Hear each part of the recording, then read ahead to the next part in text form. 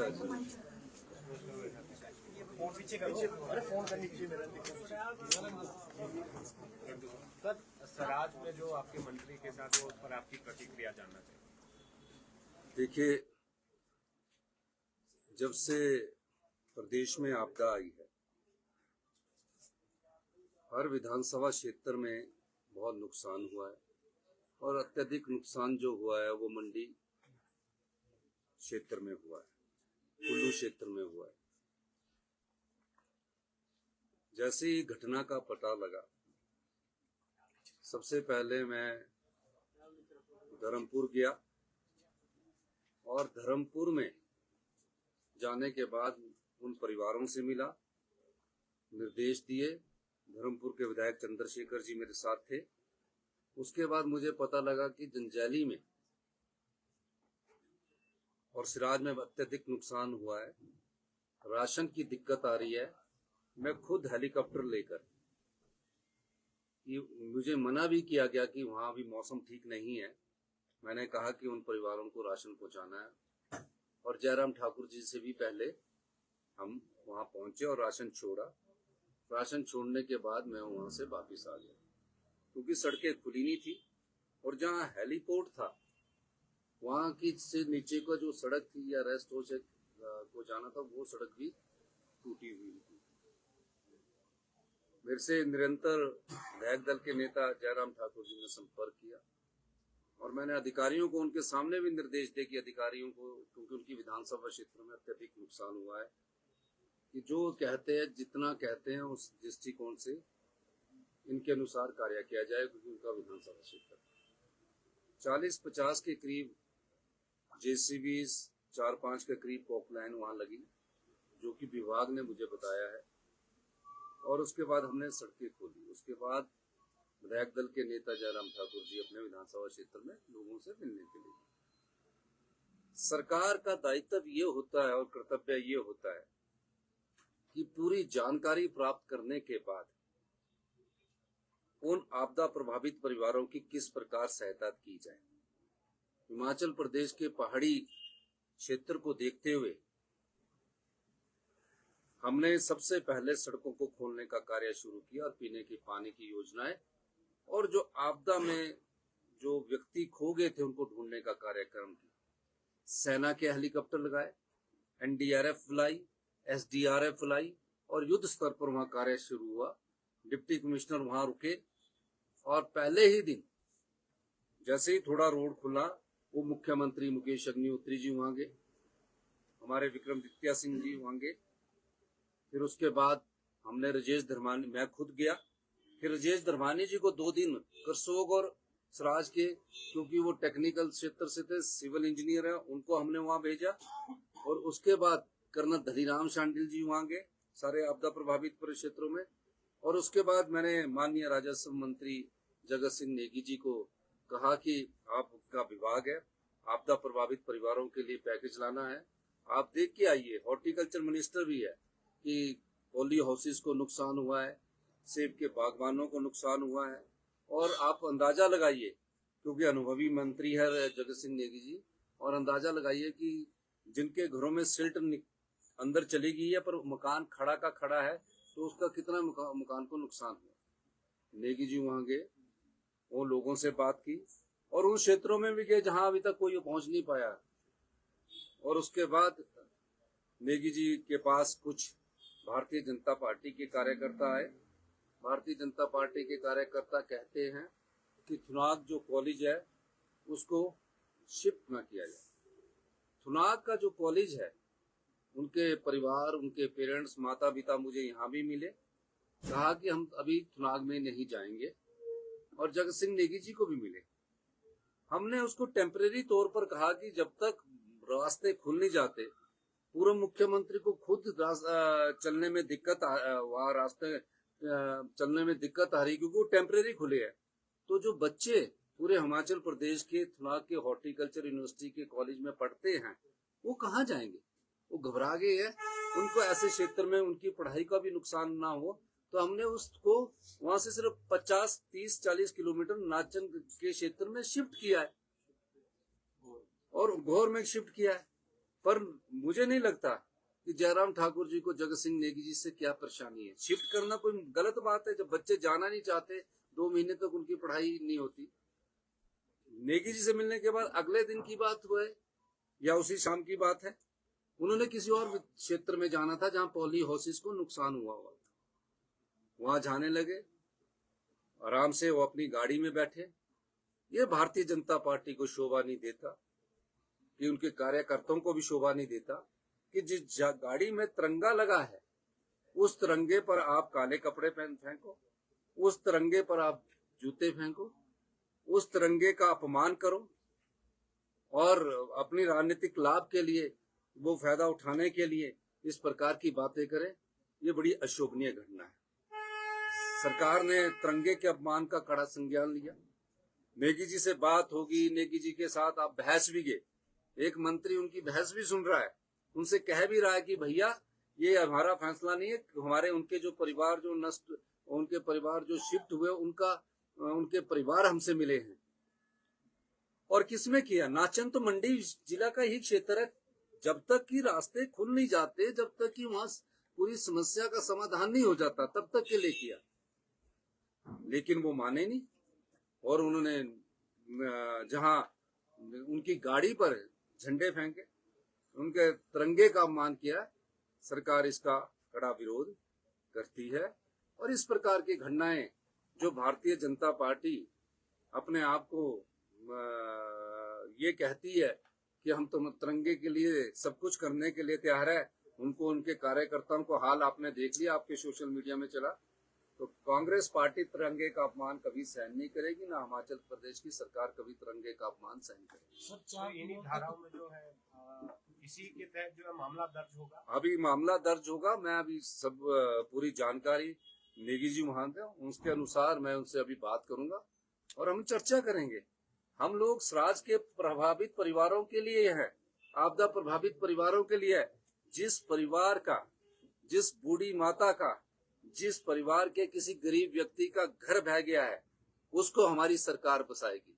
जिसकी गौशाला चली गई है, बह गई है, उसको हमारी सरकार बचाएगी।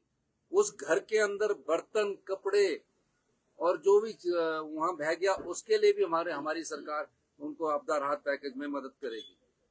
गाय अगर उस आपदा में बह गई है, उस गाय का मूल्य दिया जाएगा। अगर कोई और पशु, भेड़, बकरी बह गई, उसका मूल्य दिया जाएगा। ये सब आपदा प्रभावित परिवार जो सिराज में अत्यधिक नुकसान है, उन परिवारों के लिए हम करने जा रहे हैं। और इसमें एक ये कहना कि जगत सिंह नेगी जी जो राजस्व मंत्री भी है, जिनके द्वारा पैकेज दिया जाना है और जिनके द्वारा हॉर्टिकल्चर का अनुमान लगाया जाना है, वो क्यों जाएंगे? वो उनका दर्द समझकर वहां गए। इतने आपदा प्रभावित परिवार हिमाचल प्रदेश में पिछले कुछ समय से आपदा को सहन कर रहे हैं। हमारी सरकार उनके प्रति गंभीर है। हम कोई राजनीति नहीं करना चाहते, पर भारतीय जनता पार्टी के लोग राजनीति करना चाहते हैं। आज भी वो ये कहते हैं कि हम पर FIR दर्ज करो। हम आप पर FIR दर्ज करने के लिए थोड़ी है, हम तो उन आपदा प्रभावित परिवारों को राहत पहुंचाने के लिए है। तो मेरा ये मानना है कि हमारी सरकार सबसे पहले आपदा प्रभावित परिवारों को बचाएगी। और मैं तो ये भी चाहूंगा कि भारतीय जनता पार्टी के लोग जो आपदा प्रभावित परिवारों को वन भूमि पर जो हमारी सरकार जगह देना चाहती है, उस जगह के संदर्भ में हमारी सरकार, भारत सरकार से मामला उठाएगी। सर, राज्यपाल ने पीछे एक मामला, राज्यपाल ने बोला कि नशे को लेकर, रिहब सेंटर को लेकर सरकार से जब भी जवाब मांगो कि वही बोलते सिरमौर में जगह देखिए। इस पर आप, राज्यपाल महोदय एक संवैधानिक पद पर है, हम उनका सम्मान करते हैं और बड़ी गरिमापूर्ण पद पर बैठे हैं। हिमाचल के संदर्भ में जो उन्होंने टिप्पणी की है वो उन्हें शोभा नहीं देता। हिमाचल के लोगों का सम्मान हम सब लोगों को करना चाहिए। नशे के खिलाफ जितना सख्त कार्रवाई हमारी सरकार ने की है, पिछली कोई भी सरकार नहीं कर पाई है। मैंने 3 महीने के भीतर सरकार बनने के बाद पिक्ट NDPS एक्ट, एक ऐसा कानून जिसके द्वारा जो नशे के कारोबार में लोग सम्मिलित रहते हैं उनको हिरासत में लेने का हमने पास किए, 43 करोड़ रुपए की संपत्तियां हमने जब्त की और तकरीबन सभी पंचायतों को हमारी सरकार ने निर्देश दिया कि सभी पंचायतों को मैपिंग की जाएगी, 3575 पंचायतों की मैपिंग की जाएगी और हर 5 और 6 पंचायत पर एक कांस्टेबल और एक हेड कांस्टेबल को डेडिकेटेड कार्य दिया जाएगा। नशे के खिलाफ अभियान में कमी आई है और माननीय राज्यपाल महोदय को मैं खुद भी राजभवन जाके बताना चाहूंगा कि कई एनजीओ इस पर कार्य कर रही है। पहली बार सरकार ने कोटला बेहड़ में हमने पहला नशा निवारण केंद्र खोलने के लिए जो ओपन में है उसको हमने अनुमति दी है। अब बनने के लिए समय लगेगा, तो मेरा ये मानना है कि माननीय राज्यपाल को संवैधानिक पद पर बैठ के इस प्रकार के से हिमाचल के संदर्भ में टिप्पणी शोभा नहीं देता, पर उन्होंने किस संदर्भ में की होगी और क्या कहा होगा मैं उनसे मिलकर बात करूंगा। सर, इतिहास में पहली बार हो रहा है कि आप लगातार 4 दिन तक जो है वो कैबिनेट की बैठक कर रहे हैं, तो इसका मेन मोटिव क्या है सर कि लगातार 4 दिन? ये व्यवस्था परिवर्तन है और इतिहास में 4 दिन बैठक करके आत्मनिर्भर हिमाचल कैसे बना जाए उस दिशा में हम आगे बढ़ रहे हैं। पहली बार 4 दिन ऐतिहासिक बैठक होने जा रही है, कैसे हिमाचल को नई दिशा दी जाए और आत्मनिर्भर बनाया जाए, इस दिशा से ये बैठक की जा रही है। मेरा ये मानना है कि कैबिनेट बैठक क्यों होती है, जो प्रदेश के राज्य के लोग हैं उनके भलाई के लिए होती है। कैबिनेट में फैसले किए जाते हैं। हमने 2.5 साल में जो हमने कार्य किया है और जो आने वाले समय के लिए व्यवस्था परिवर्तन तक से आत्मनिर्भर हिमाचल की ओर जो हम बढ़ रहे हैं, उस दिशा में हमारी ये 4 दिन की ऐतिहासिक बैठक हो रही है। ये कोई 2 घंटे चलने वाली नहीं है कि 2 घंटे, ये कम से कम पूरे मुद्दों पर बात करेगी और तकरीबन भविष्य की रूपरेखा को भी तय करेगी, ये मेरा मानना है। और हमारा ये मानना है कि हमें प्रदेश के हित में 4 दिन क्या, प्रदेश के हित में कभी भी बैठक हम कर सकते हैं और इस दिशा में हम आगे बढ़ रहे हैं। सर, विधानसभा का मानसून सत्र क्या ये सारी इन बैठकों में ही फैसला होगा। आपने ठीक बोला, विधानसभा का मानसून सत्र है, आपदा राहत है, कई और चीजें भी आ रही है प्रदेश के हित के लिए। सर, आपदा को लेके 1 महीना होने जा रहा है कि आप स्थिति कंट्रोल पे? मैं आपदा के संदर्भ में ये कह सकता हूँ कि आधा मानसून हमारा बीत चुका है और अगस्त अभी शुरू होने वाला है, क्योंकि 2023-24 में 14 अगस्त को 2023 को आपदा आई थी और शिमला में और पूरे प्रदेश में एक ही दिन में 51 मौतें हुई थी, 51 जिंदगियां हमें छोड़कर चली गई थी। मेरा ये मानना है कि अभी हमारे मानसून के कारण जो नुकसान हुआ है उसमें तकरीबन 1500 करोड़ रुपए का नुकसान हुआ है और काफी जाने गई है।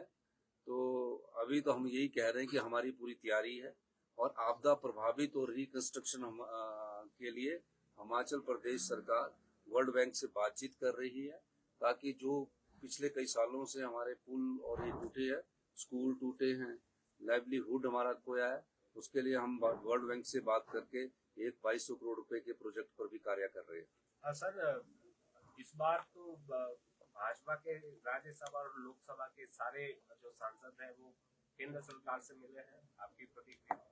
देखिए, अच्छा तो ये होता कि 2023-24 में जब पूरा प्रदेश आपदा से ग्रसित था और आपदा से ग्रसित होने के बाद 4500 करोड़ रुपए का आपदा राहत पैकेज हिमाचल प्रदेश की सरकार ने दिया। विधानसभा का 70 भारतीय जनता पार्टी के विधायक दल के कारण बुलाया गया और उसमें आपदा का प्रस्ताव भी भारतीय जनता पार्टी ने लाया है और इस बार पूरे सांसद मिले, अच्छी बात है। लेकिन मैं कहना चाहता हूं कि भारतीय जनता पार्टी ने 2023 में विधानसभा का प्रस्ताव लाया, आपदा प्रभावित परिवारों के लिए कहा कि सेशन नहीं कर रहे हैं और हमने सेशन किया, आपदा प्रभावित परिवारों का प्रस्ताव लाया, 3 दिन तक चर्चा हुई और जब आपदा प्रभावित परिवारों को 2023-24 में, जिसमें कुल्लू में, कांगड़ा में, ऊना में, बिलासपुर में, शिमला में सेब के बागवानों के जो सेब बगीचों में थे, सड़कें टूटी हुई थी, उस प्रस्ताव का वॉकआउट किया। जब गाज गिरती है तब महसूस होता कि कितना नुकसान है। और मुझे ये कहते हुए आज खुशी है कि माननीय जगत प्रकाश नड्डा जी के नेतृत्व में ये लोग इकट्ठे हुए हैं।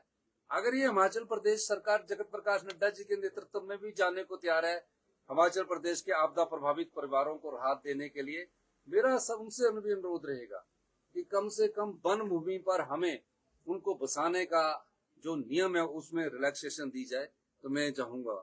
लेकिन मैं कहना चाहता हूं कि उस समय भी उन परिवारों पर आपदा आई थी। 3000 मकान पूरी तरह नष्ट हो चुके थे, 22,000 के करीब आंशिक रूप से टूट चुके थे। अच्छा तो ये होता कि उस समय भी आप इसी तरह मिलते, और जो आपदा राहत पैकेज जो पीडीएन ने 9300 करोड़ रुपए का था उसमें हमारी मदद करते तो अच्छा होता। पर अब मिले हैं, देर आए दुरुस्त आए, और मैं चाहूंगा कि वो लोग special relief package Himachal Pradesh को दे, क्योंकि जो भी हम स्पेशल रिलीफ पैकेज देगा उससे उस क्षेत्र में तुरंत और तेजी से विकास हो सकेगा।